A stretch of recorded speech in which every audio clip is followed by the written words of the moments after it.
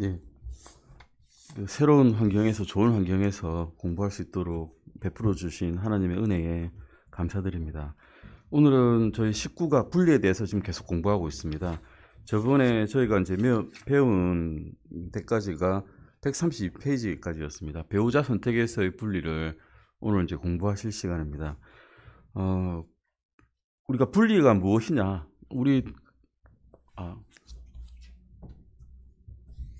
예, 방송으로 나가다 보니까 이제 마스크를 좀 벗고 방송을 하겠습니다. 분리가 무엇이냐에 대해서 제가 간단하게 생각을 해보면 우리가 탈곡할 때 그 벼의 껍질과 알곡을 분리하는 것을 생각하시면 됩니다.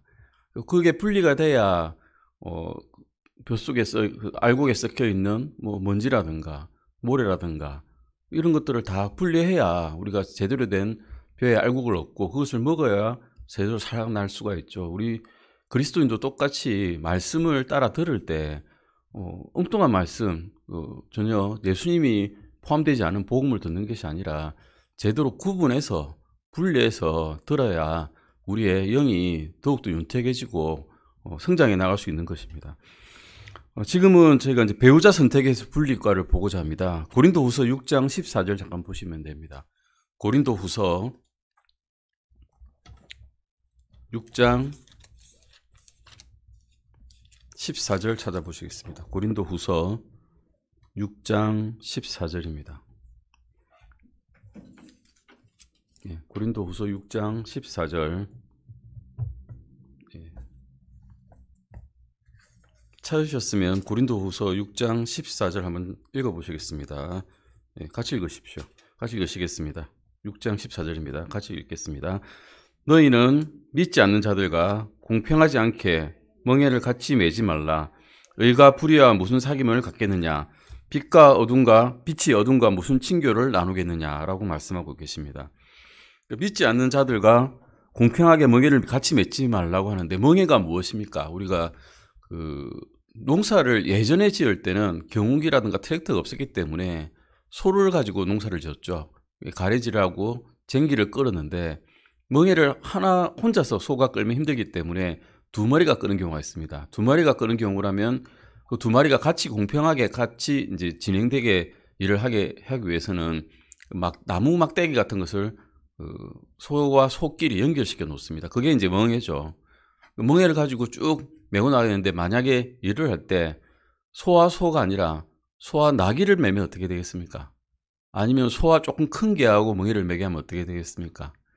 등이 맞지 않기 때문에 같이 멍에를 메고 나갈 수가 없고 한 방향으로 진행될 수가 없습니다. 그래서 일을 할 때는 특히 이제 부부 생활에서는 같은 방향을 보고 같은 영을 가지고 생활을 해야 되기 때문에 공평하게 멍에를 맬 수 있는 분과 배우자가 되어야 하나님의 일을 하기가 굉장히 쉬워진다는 것이죠. 같은 믿음을 가지고 있지 않는데 결혼을 하게 되면 어떤 일이 생기는가? 일단 간단하게 생각해 봅시다. 그의 신분이 다릅니다. 믿지 않는 분과 믿는 분의 신분이 다르죠.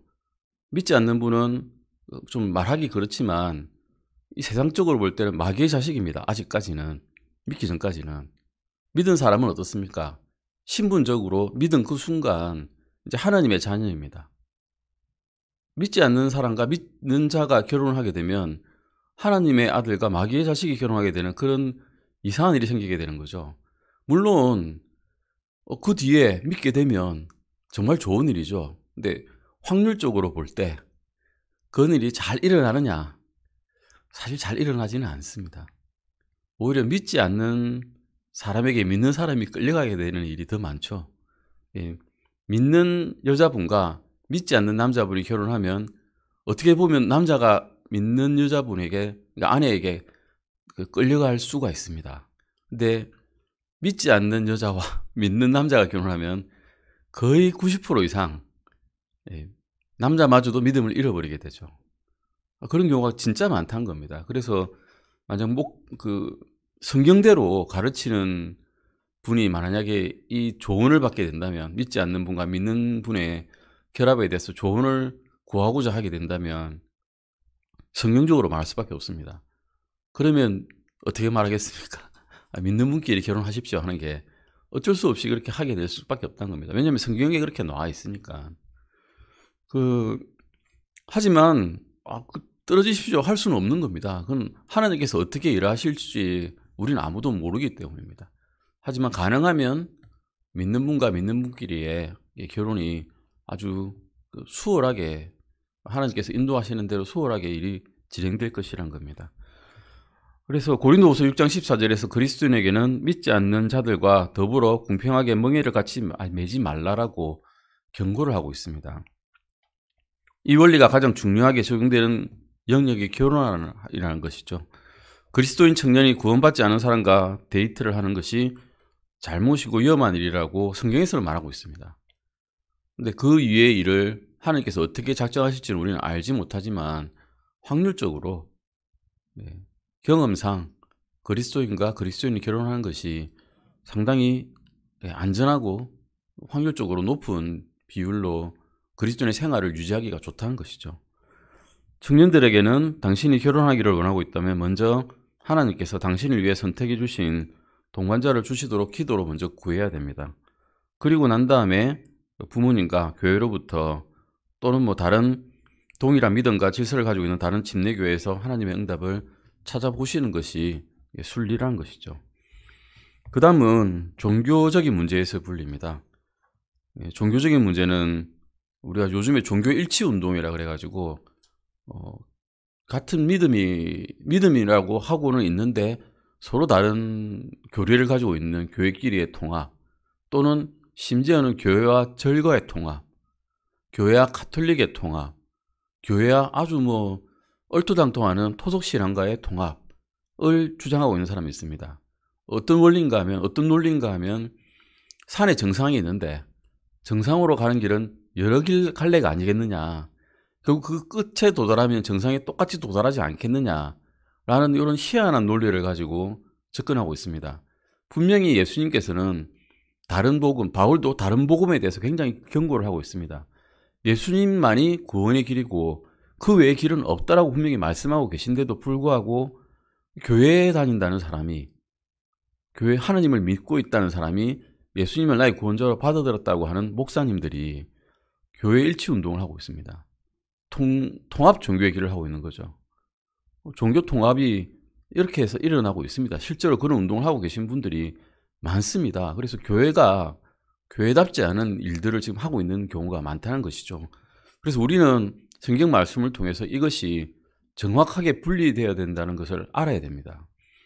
우리는 모든 종교들과 기독교계들의 교파들이 종교적인 연합을 도모하고자 하는 교회 통합 운동 또는 교회 일치 시대에 살고 있습니다.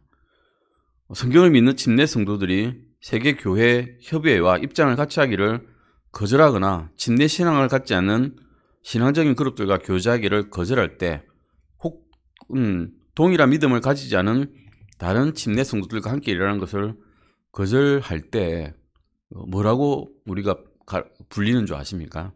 편협하다라고 불립니다. 어떻게 너희는 그렇게 편협하냐라고 불리는 거죠. 사랑이 없다라고 불립니다. 너희는 극단주의자야라고 불립니다. 근데 하나님께서는 여기에 대해서 어떻게 말씀하시는지 한번 알아보겠습니다. 에베소서 5장 11절 찾아보시겠습니다. 에베소서 5장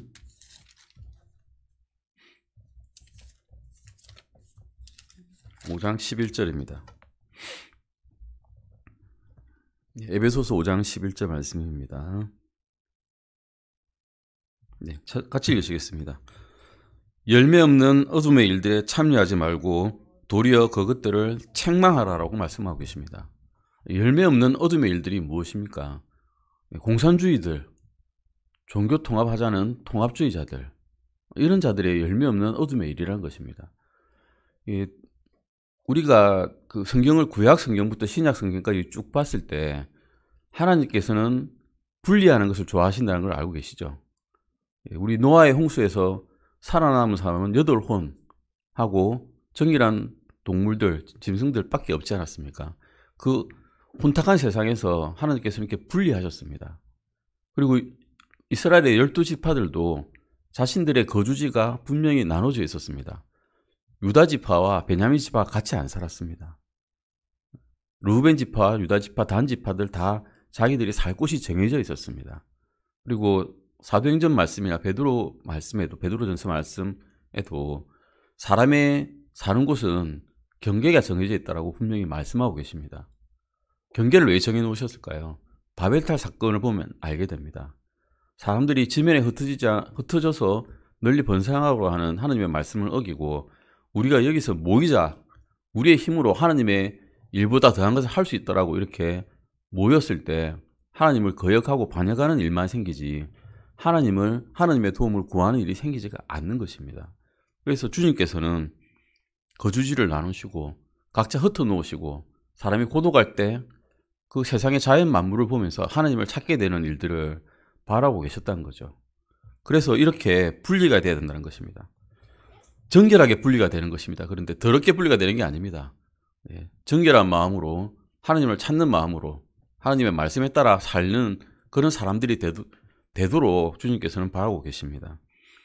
아모스서 3장 3절도 보시겠습니다. 아모스서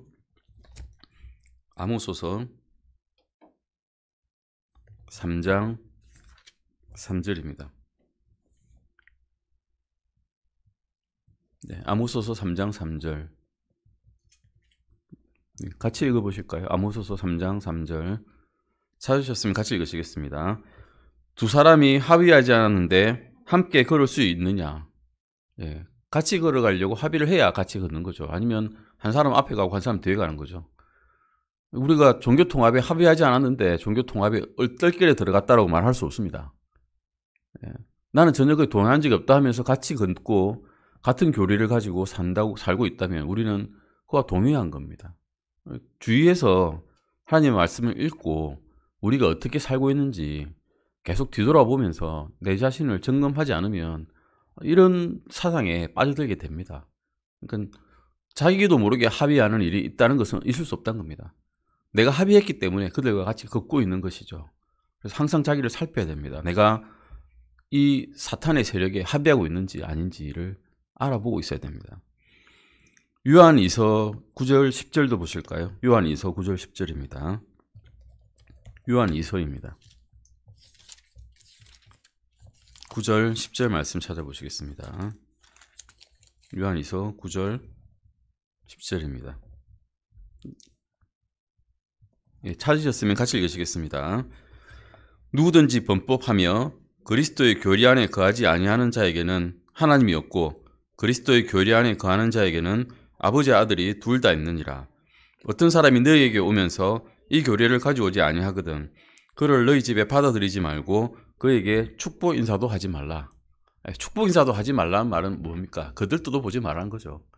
다른 교리를 가지고 다른 복음을 가지고 오는 사람에게는 인사할 가치가 없는 겁니다. 그렇다고 우리가 그러면 고립되어 살아야 되느냐? 이 세상 밖에서 벗어나 살아야 되느냐? 그건 아니죠. 이 세상에는 믿지 않는 사람이 더 많지 않습니까, 사실? 그럼 믿지 않는 분과 그러면 사업을 할 수 없다라고 하면 또는 믿지 않는 사장 밑에서 나는 일할 수 없다 하면 그리스도인은 다 굶어 죽을 것입니다. 아니, 굶어 죽는 게 아니라 세상에서 살 수 없기 때문에 세상 밖에서 나가 살아야 됩니다. 그러면 우리는 어떻게 복음을 전하겠습니까? 그럴 수는 없습니다. 하지만 더러운 것과 정결한 것을 분명히 구분해가면서 이 세상에서 맑은 정신을 가지고 살면서 혹시라도 그분이 복음을 받아들이지 않게 될까 하는 기대감에 하나님께서 명령하신 대로 복음을 전하면서 살아가야 된다는 것이 하나님의 말씀인 것이죠. 그래서 요한2서 9절 10절에서는 우리는 그리스도의 교리에 거하지 아니하는 이들과는 인사도 하지 말라고 하고 있죠. 로마서 16장 17절도 보시겠습니다. 그러면 그런 사람들은 어떻게 우리가 해야 되느냐? 어떻게 처리해야 되느냐? 그런 분들과 싸워야 되느냐? 논쟁을 하면서 격렬하게 다툼을 해야 되느냐? 그렇게 말씀하고 있지도 않습니다. 로마서 보시겠습니다. 로마서 16장 17절입니다. 로마서 16장 17절입니다. 찾으셨으면 같이 읽으시겠습니다. 형제들아, 이제 내가 너희에게 간청하노니 너희가 배운 교리에 역행하여 분쟁을 일으키거나 걸려 넘어지게 하는 자들을 주목하고 그들을 피하라. 예. 그런 분이 있다는 거죠. 배운 교례 역행, 분명히 배웠는데, 같이 배웠는데 그런 배운 교례 역행하고 분쟁을 일으키고 걸려 넘어지게 하는 자들이 있다는 것입니다. 교회 안에. 그런 자들에게는 어떻게 해야 되느냐? 어떻게 해야 된다고 말씀하고 계십니까? 예. 주목해라 그럽니다. 일단 주목해라. 주목은 영어로 마크라고 되어 있습니다. 영어에 보시면. 우리 마크하죠? 영어 중요한 거에 마크하지 않습니까? 탁, 체크표 치지 않습니까? 마크하고 피하라는 겁니다. 체크표 쳐놓고 피하면 되지. 우리가 적극적으로 다가가서 거기서 변호하고 반론하고 싸움하고 논쟁해서 결국 뭐 사회에서 재판에 들어가고 이렇게 하라고 하지 않습니다. 그냥 주목하고 피하면 됩니다. 이 제일 아주 대표적인 예가 요셉이죠. 요셉이 보디발의 아내를 어떻게 처리했는지 알고 계실 겁니다. 보디발의 아내가 이 젊고 일 잘하는 요셉을 보고 어떻게 했습니까? 유혹했죠. 유혹해가지고 나와 같이 동침하자 그럽니다. 그럴 때 요셉이 어떻게 했습니까? 예, 피했습니다. 자기 옷을 버려두고 도망가 버렸죠. 거기서 변론하고 주인한테 따지고 이 아내분이 이럽니다 하고 싸움하고 다투고 변론하지 않았습니다. 그냥 도망가 버렸습니다. 우리가 죄와 싸울 때 해야 될 것이 사실 이거란 거죠. 죄를 피하는 것이 오히려 죄와 더불어 싸우는 것보다 이기기가 더 쉽습니다. 훨씬 더 쉬운 거죠. 이렇게 하라고 말씀하고 계신 겁니다. 그래서 로마서 16장 17절에 하면 우리가 배운 교리에 역행하여 분쟁을 일으키거나 실족해 하는 자들을 주목하고 피하는 것이 종교적인 문제의 분리에서 가장 중요한 이기는 승리하는 방법입니다. 그 다음엔 그리스도인들이 그런데 분리된 삶을 잘 삽니까? 저부터 생각하면 잘 살지는 못합니다. 변명이 있습니다. 남들 다 그러는데요. 다른 그리스도인들도 다 그렇게 살지 않나요? 이렇게 이야기를 하죠. 세 가지 변명들이 이렇게 있다라고 이 목사님께서는 로버트 서전트 목사님께서 말씀하고 있습니다. 첫 번째는 다른 그리스도인들은 내가 가진 기준들을 가지고 있지 않습니다 라고 하고 있습니다. 그러니까 내가 가진 기준, 성경적인 기준을 다른 그리스도인들도 안 갖고 있는데요. 뭐 저한테만 그러십니까? 라고 말하는 거죠. 불행하게도 이것이 사실이란 겁니다. 많은 그리스도인들이 록 음악이라든가 세상의 유행이라든가 문제가 되는 오락이라든가 이런 것에서 잘못되었다는 것을 발견을 하지 못하기 때문에 잘못되지 않았다고 생각하기 때문에 바로잡으려고도 하지 않는 것입니다. 우리는 그래서 분리가 필요한 겁니다. 자기 자신의 기준이 아니라 하나님의 말씀을 가지고 기준을 가지고 세상을 보는 훈련이 되어 있어야 되는 거죠. 훈련이 안 되면 영원히 뭐가 잘못됐는지를 모릅니다. 왜냐하면 기준이 없기 때문이죠. 세상의 기준은 상대적입니다. 내가 남보다 조금 더 잘하고 아니면 내가 남보다 조금 더 못하고를 가지고 기준을 삼지 절대적인 기준이 없습니다. 도덕률 또한 똑같습니다. 내가 저 사람보다 조금 더 낫기 때문에 난 나은 사람이야 라고 이야기를 하지 세상 사람들은 절대적 평가를 하지 않습니다. 상대 평가를 하는 거죠. 그래서 우리는 이런 사람이 되지 않으려면 성경을 공부를 해야 되고 성경 말씀을 알아야 되고 성경에 기초한 확신들을 가져야 됩니다. 그리고 그 기초가 형성이 되면 그 기초에 따라서 살아야 된다는 것입니다. 야고보서 4장 17절 보시겠습니다. 야고보서 4장 17절입니다. 이것은 하나님의 경고입니다. 같이 읽어보시겠습니다. 야고보서 4장 17절입니다. 같이 읽으시겠습니다. 그러므로 사람이 선을 행할 줄 알고도 행하지 아니하면 그것이 그에게 죄가 되느니라. 구원을 잃어버린다고는 말씀하지 않으시죠? 예. 다행입니다. 구원을 잃어버리지 않으니까. 선을 행할 줄 알고도 행하지 아니하는 일이 얼마나 많습니까, 우리가. 구원을 잃어버리지는 않는데 죄가 된답니다. 죄가 되면 나중에 어떻게 해야 됩니까? 예수님 만났을 때 다 회개보고 해야 됩니다. 내가 받을 보상이 뭔지, 손실만 있는 보상이 될지, 다 잃어버리고 제가 돼서 다 타버리고 아무것도 없을지 이렇게 되는 것입니다. 어쨌든 안다면 행해야 됩니다. 그러니까 알아야 됩니다. 일단 그런데 알지 못하면 행할 수도 없고 무엇이 옳은지도 모른다면 무엇이 그런지도 모르게 되기 때문입니다. 가장 중요한 것은 이게 혼을 구령한다 그러는데 소울 위닝이라고 이렇게 표현되어 있기 때문에 혼을 이게 구령한다고 그러는데 이게 우리나라 말로는 그냥 혼을 얻는 것이라 생각하시면 됩니다. 혼을 이긴다는 건 좀 말이 이상하잖아요. 그래서 혼을 얻는 것인데 이 일을 하려면 나는 구원받지 못한 사람의 마음에 들도록 해야 된다는 생각을 갖고 있습니다. 그래서 저 사람이 도박을 좋아해서 도박장에 다닌다면 나도 저 사람을 구원하기 위해서 도박장에 같이 가서 도박해주면서 흥청망청 같이 놀아주면서 마음에 들게 해야 되겠다.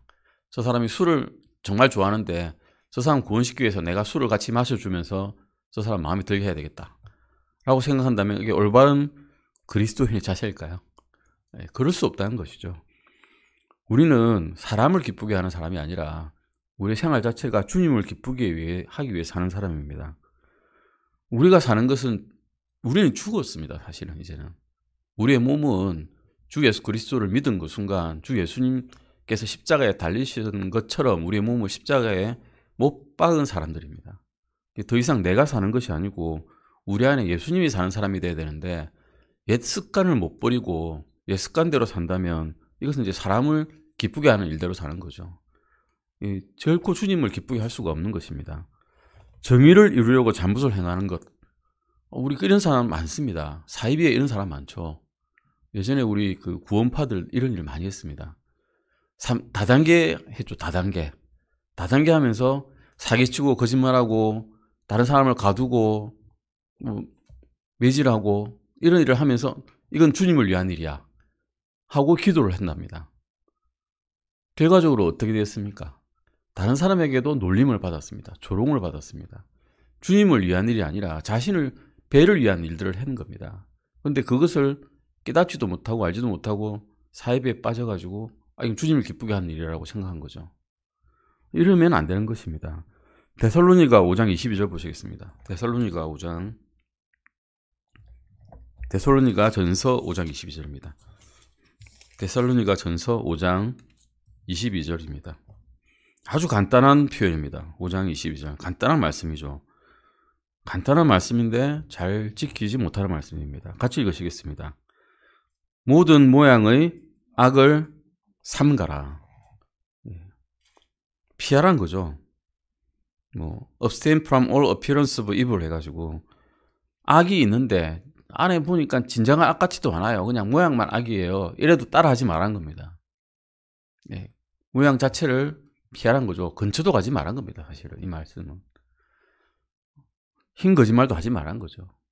흰 거짓말, 검은 거짓말 이렇게 표현도 하지 말고 거짓말이면 거짓말이고 악이면 악이라고 말을 하지 그것을 포장하지 말라는 겁니다. 다음은 C번입니다. 나는 그리스도 안에서 자유를 갖고 있다라고 말하면서 온갖 종류의 악을 행하는 사람이 있다는 겁니다. 그리스도인이면서 구원받은 사람이라고 말하면서 우리는 그리스도 안에서 실제로 자유가 있습니다. 그런데 어떤 자유입니까? 죄를 지을 자유가 아니라 죄로부터 자유로울 자유입니다. 죄로부터 벗어날 자유란 거죠. 우리의 자유는 그런 자유입니다. 그리스도인의 자유는 방종이 아닙니다. 이 자유란 것은 옳은 일을 하기에 주어진 것이지 결코 어떤 일을 해도 나는 상관이 없어 라고 하는 그런 자유가 아닙니다. 갈라디아서 5장 13절 보시겠습니다. 갈라디아서 5장 13절입니다.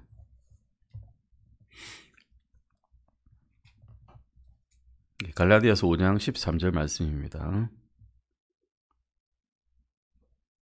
찾으셨으면 갈라디아서 5장 13절 같이 읽어보시겠습니다. 형제들아, 너희가 해방의 자유를 누리도록 부르심을 받았지만 해방의 자유를 단지 육신을 위한 기회로 쓰지 말고 오히려 사랑으로 서로를 섬기라 라고 말씀하고 계십니다. 처음 구원받았을 때 아무것도 몰랐을 때 나는 이제 무엇을 해도 어떤 나쁜 짓을 해도 내 몸을 어떻게 써도 구원받았으니까 이제 죽으면 하나님께로 가는구나 하고 기뻤을 때가 있습니다. 근데 자세히 살펴보면 그렇지 않죠. 결국 심판받게 됩니다. 주님 앞에서 회개보고해야 됩니다. 내가 한 행동과 말 하나하나를 다 회개보고해야 된다고 주님께서는 분명히 말씀하고 계십니다. 근데 이것을 자유라고 생각하는 거죠. 또는 이러는 게 너무 무서워서 이러면 난 그리스도인이 안 되는 게 나을 뻔했어 라고 하는 사람도 있습니다. 하지만 구원해 주신 영원히 주님과 함께 사는 천국에서 같이 살 수 있는 이런 은혜를 주신 하나님께, 주님께 할 말이 아니죠. 안 그러면 지옥 가야 되는데, 지옥에서 영원한 불 속에서 고통받아야 되는데, 그런 영원한 형벌의 저주에서 벗어나게 해주신 하나님께, 주님께 감사드려야 됩니다. 우리는 우리의 자유를, 근데 그게 공짜로 받은 게 아니지 않습니까? 주님께서 직접 다 그 죄를 감당하셨기 때문에 우리가 받은 겁니다. 공짜가 아닙니다. 우리는 공짜로 받았지만 대가를 치르신 겁니다. 대신에 우리를 사신 거죠. 그 값으로. 그 값의 은혜를 모르고 지낸다면 이제 그건 그리스도인이 아닌 거죠. 은혜 자체를 모르고 사는 것은. 우리는 또 자유에서 헤어나오지 못하는 습관을 변명으로 사용하면 안 됩니다. 그래서 이번은 우리는 우리의 자유를 육신의 기회로 삼으면 안 되는 겁니다. 육신에 쓰는 기회로 쓰지 말아야 된다는 것이죠. 5장 13절 말씀에서 3번은 우리의 자유는 헤어나오지 못하는 습관을 위한 변명으로 사용해서는 안 된다고 말씀하고 있는데요. 고린도전서 6장 12절 보실까요? 고린도전서 6장 12절입니다. 이 고린도전서 그 앞을 보시면 6장 12절 앞을 보시면 어떤 사람이 자기 아버지의 아내를 처로 삼는 아주 이상한 행동을 한 게 나오죠. 고린도 교회는 은사가 많았던 교회고 아주 선물이 많았던 교회입니다. 그런 교회에서도 그 은사를 무시하고 세상 사람들도 하지 않는 일을 하는 일들이 많이 있었습니다. 이런 것을 보고 바울이 이 교회에게 이 편지를 써서 보냈죠. 그렇게 하지 말라고. 6장 12절 잠깐 보시겠습니다. 고린도전서 6장 12절입니다. 같이 읽으시겠습니다. 모든 것이 내게 적법하나 모든 것이 적절하지는 아니하며 모든 것이 나를 위해 적법하나 내가 어떤 것의 권능 안에도 놓이지 아니하리라. 이 말씀만 딱 떼어서 보면 무슨 말씀하시는 거예요? 할 거예요. 모든 것이 적법한데 왜 적절하지 않아요? 법적으로 맞는데 모든 것이 다 나한테 적법한데 왜 권능 아래 놓이지 않으면 안 해야 되나요? 라고 물을 수 있죠. 이 권능 아래라는 것은 하나님의 권능 아래가 아닙니다. 사탄의 권능 아래입니다. 저주라든가 욕이라든가 성욕이라든가 식욕이라든가 악한 것의 권능 아래 매이지 않아야 한다는 그런 말씀이지, 하나님의 권능 아래는 우리가 매여야죠, 당연히. 하지만 악한 것의 권능에 내가 매이지 않는다는 겁니다. 모든 것이 적법하지만 내가 적절하지 않다는 것은 내가 행동하는데 자유가 있기 때문에, 구원을 받았기 때문에 뭐 어떤 것을 해도 구원은 잃지 않겠지만 다른 사람의, 약한 사람이 걸려 넘어지게 하는 행동이 나에게 있을 수 있다는 겁니다. 바울도 저렇게 하는데 내가 따라하면 안 되나? 이런 말을 들으면 되시겠습니까? 안 되는 거죠. 교회에서 그래도 좀 믿는다는 사람이 이런 일을 하면서 믿지 않는 약한 자가 그것을 보고 걸려 넘어지게 한다면 그것은 있어서는 안 된다는 겁니다. 그것이 모든 것이 적법하지만 적절하지 않을 수 있다는 것이죠. 그래서 고린도전서 6장 12절 말씀에서 우리는 어떠한 권능에도 매여서는 안 된다는 것인데, 이게 어떤 권능이란 것이 우리가 내려오는 전통이라든가 잘못된 전통이죠. 습관이라든가 식욕이라든가 성욕이라든가 뭐 마약이라든가 흡연이라든가 이런 것에 노예가 되어서는 안 된다는 것입니다. 고린도전서 10장 23절 말씀도 보시겠습니다. 고린도전서 10장 23절입니다. 네, 같은 말씀입니다. 고린도전서 10장 23절입니다. 네, 같이 읽으시겠습니다. 고린도전서 10장 23절입니다. 같이 읽으시겠습니다. 모든 것이 나를 위해 적법하나 모든 것이 적절하지는 아니하며 모든 것이 나를 위해 적법하나 모든 것이 세워주지는 아니하나니. 교회가 모인 목적이 무엇입니까? 모든 것, 다른 사람을, 약한 사람을 세워주기 위한 것이란 겁니다. 그런데 내가 하는 행동이 다른 사람을 세우는 것이 아니라 걸림돌이 되어서 넘어뜨리게 하는 일을 한다면 적절하지 않다는 것이죠. 나 자신은 구원받아서 뭐 꺼리낄 것이 없다 하더라도 그 꺼리낌 없는 행동이 약한 자의 믿음을 넘어지게 한다면 적절하지 않다는 것입니다. 그래서 우리의 자유는 다른 사람을 세워주기 위한 일을 하기 위해 주어진 것이라는 것을 우리는 알아야 됩니다. 자유는 또한 죄를 숨기기 위한 변명거리가 아닙니다. 베드로전서 2장 16절 보시겠습니다. 베드로전서 2장 16절 말씀입니다. 네, 베드로전서 2장 16절입니다. 같이 읽으시겠습니다. 너희가 자유로우나 너희의 자유를 악을 덮는 덮개로 쓰지 말고 오히려 하나님의 종들로서 행하라. 우리의 자유가 악을 덮는 도구가 되어서는 안 됩니다. 아까 보셨듯이 어떤 악의 행태라도 피하라 그러시죠. 악의 형태조차도 보이지 말라는 겁니다. 우리 그리스도인의 자유가 결코 더 약한 그리스도인에게 걸림돌이 되어서는 안 됩니다.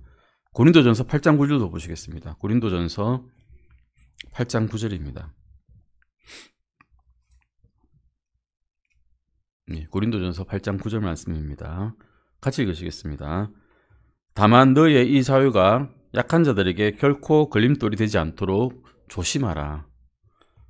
주님께서는 강건한 믿음을 가진 분들도 사용하시지만 약한 믿음을 가진 분들도 사용하십니다. 그런데 강건한 믿음을 가진 자들의 자유로서 약한 믿음을 가진 분들을 걸려 넘어뜨리게 하는 것은 결코 또한 원하지 않으신다는 것을 우리는 여기서 알게 되었습니다. 오늘 방송 관계로 여가지 준비가 문제가 있어서 준비 때문에 저희가 조금 오늘 일찍 마칩니다. 일찍 마치고 다음 시간에 아마 저희가 그 분리된 삶을 위한 몇 가지 원칙과 또 정리를 한번 할 것입니다. 분리된다는 것은 결국은 하나님의 거룩한 성품에 속하는 일을 하는 겁니다. 그리스도인이 되었다면 이제 하나님의 본성에 참여한 자가 되었기 때문에 하나님의 본성이 무엇인지 성경 말씀을 통해서 잘 깨닫고 그렇게 이제 어떻게 살아야 되는지를 말씀을 통해 자꾸 뒤돌아보는 그런 일들을 해야 된다는 것을 우리는 이 과를 통해서 이제 알게 되었습니다. 다음 시간 조금 남은 것 하고 그 다음 시간에는 11조와 청지기적에 대해서 저희가 공부를 하겠습니다. 기도하시고 마치겠습니다. 하나님 아버지 감사드립니다. 저희가 말씀에 따라 사는 것이 어떤 것인지, 정결한 삶이 어떤 것인지, 하나님의 본성에 참여하는 거룩한 삶이 어떤 것인지를 배웠습니다. 말씀으로 밝히 알려주시고 또한 이것을 조명받아서 저희가 살아가는 과정 동안에 어떻게 살지를 가르쳐 주심에 감사드립니다. 주님, 이 시간 이후에도 하나님의 말씀으로서 저희를 정건케 하고 되돌아보게 하고 저희가 하나님의 말씀에 따라 다음 주에도 살 수 있는 그런 성도들이 될 수 있도록 도와주시기 바랍니다. 주님, 이 시간 위에 목사님께서 말씀 전하실 때 그 말씀을 사람의 말이 아니라 하나님의 말씀으로 받아들이고 그것을 저희 머릿속에 깊이 간직하고 다음 주일을 잘 살 수 있도록 도와주십시오. 감사드립니다. 이 모든 것 우리를 구원해 주신 우리 주 예수 그리스도 이름으로 기도드렸습니다. 아멘.